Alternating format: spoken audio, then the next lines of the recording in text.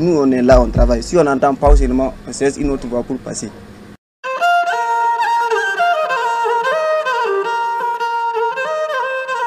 Djibo, ville symbole et chef-lieu de la province du Soum, région du Sahel, ville aux martyrs. Cette ville qui jadis abritait un important marché de bétail de la région et même de la sous-région est sous l'emprise des groupes terroristes. Par la vue aérienne, les dégâts sont visibles dans certains secteurs de Djibo. Des maisons vides ou saccagées, de même que les commerces. Mais à l'intérieur, la ville survit malgré la peur et le désespoir. Le marché est ouvert, les hommes, les femmes et les enfants vaquent à leurs occupations. Mais ils sont vigilants et même méfiants dans leurs déplacements. Les terroristes ont aujourd'hui laissé leur marque, une peur intense. Les hommes armés, ils rentrent ici.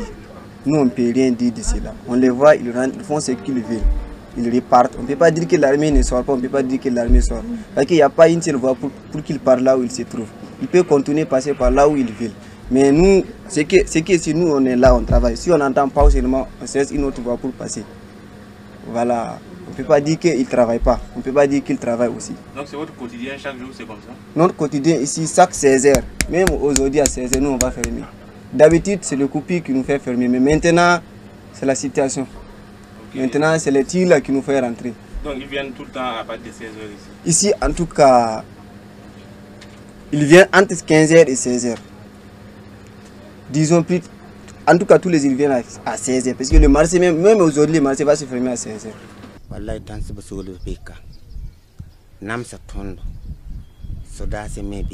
Actuellement, il y a la présence des terroristes dans la ville de Djibo. Ils nous font souffrir, mais il y a aussi la présence des soldats. Ce qu'il faut noter aussi est que dans la zone, les gens ont faim. Le sac de maïs coûte ici 40 000 francs. Nous prions que le trafic reprenne sur l'axe Djibo-Ouaga. Sinon, les gens vont mourir de faim. Nous n'avons plus rien. Les bœufs sont tous morts.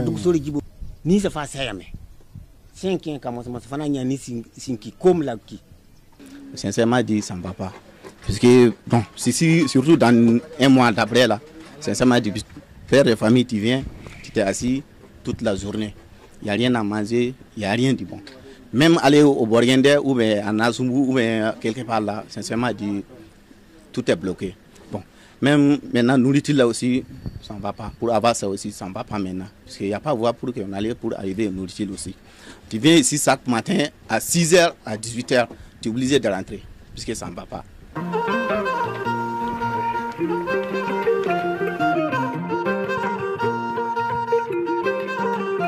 La ville de Djibo est sous le contrôle total de l'armée burkinabé. Une stratégie est mise en place pour parer à toute éventualité. Ici encore, la Grande Muette respecte son surnom. Aucune déclaration devant nos caméras. Des soldats armés jusqu'aux dents, en moto et en pick-up, nous escortent et nous conduisent jusqu'aux installations de l'ONEA Djibo. Ils nous alertent du risque des pièges explosifs. Et plus tard, ils vont nous recommander aussi de ne pas nous éloigner de l'escorte. L'ONEA n'arrive plus à desservir toute la ville comme dans les 3 mois en arrière. 2 de ces 3 stations de pompage ont été vandalisées par des hommes armés non identifiés. Nous nous rencontrons un agent de l'ONEA, le responsable étant à Ouagadougou depuis plus d'1 mois.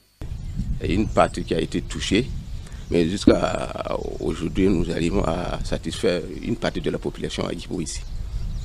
Et une partie, en fait, je peux dire les quartiers comme le secteur 4, le secteur 5, le secteur, une partie du secteur 3, le secteur 2. En tout cas, j'espère qu'aujourd'hui, j'arrive à avoir un peu d'eau. Même si c'est pas... Oui. C'était 3 stations de pompage, c'est les 2 stations de pompage qui ont été touchées. Donc la première station de pompage continue de fonctionner. L'eau constitue une priorité pour les habitants de Djibo après la sécurité. L'ONEA ne pouvant pas ravitailler la ville, les familles prennent d'assaut le barrage de Djibo qui est sec depuis novembre dernier pour creuser des puits afin de tenter d'étancher leur soif. Ici aussi, les soldats qui nous escortent sont stricts et leurs consignes sont claires.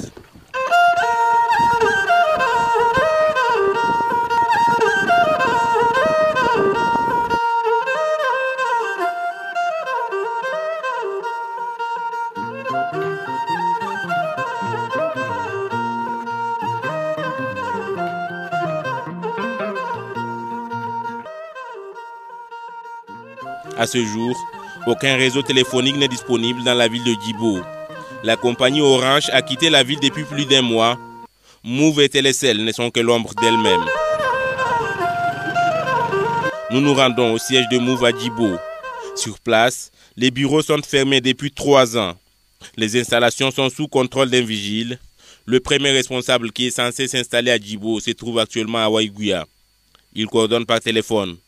Un véritable calvaire pour les Djibolais. Le réseau RTL est parti depuis le 15 janvier, un samedi.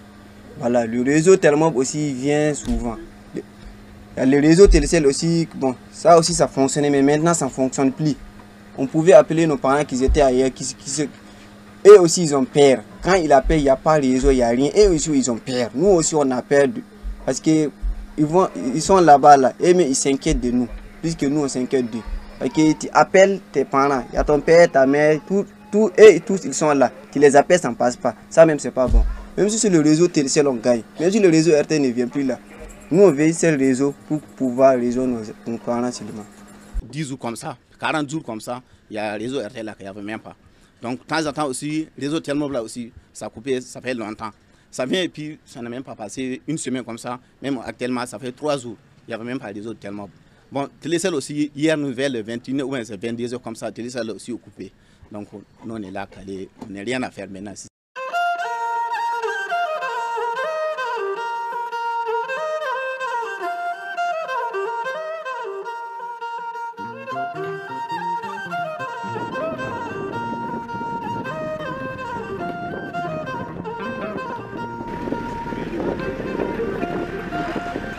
L'une des administrations présentes et qui résiste encore à la tempête, c'est la mairie de Djibo.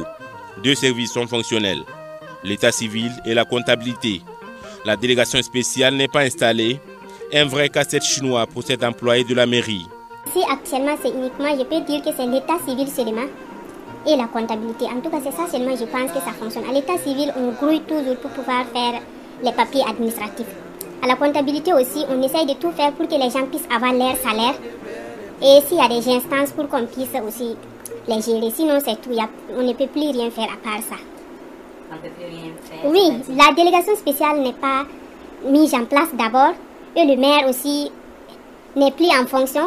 Donc ça veut dire qu'il y a plusieurs choses qu'on ne peut plus faire. Il faut qu'il y ait la délégation. Sinon on ne fonctionne plus, c'est uniquement le fonctionnement. C'est-à-dire on ne peut pas parler d'investissement, on travaille pas, c'est le fonctionnement seulement, c'est juste pour fonctionner. Comme tous les autres employés du public et du privé de la commune de Djibo, cette dame fonctionnaire fait part de ses inquiétudes. On espère toujours. C'est uniquement ce qu'on a aujourd'hui, c'est l'espérance. On espère et on espère tous les jours, c'est tout.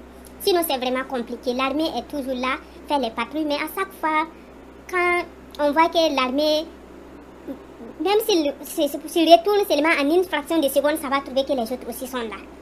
Donc on est là, c'est l'espérance seulement. On prie Dieu tous les jours, c'est l'espérance seulement, sinon ce n'est pas facile. Tu peux venir au service, tu entends des tirs, tu es obligé de rester là. Tu imagines si les tirs vont perdurer jusqu'au lendemain. Tu vas dormir ici, laisser tes enfants à la maison. Une véritable psychose collective règne désormais à Djibo. L'ombre des terroristes plane, mais l'armée est présente, prête à toute éventualité. Ce qui donne encore de l'espoir aux Djibolais en attendant le bout du tunnel.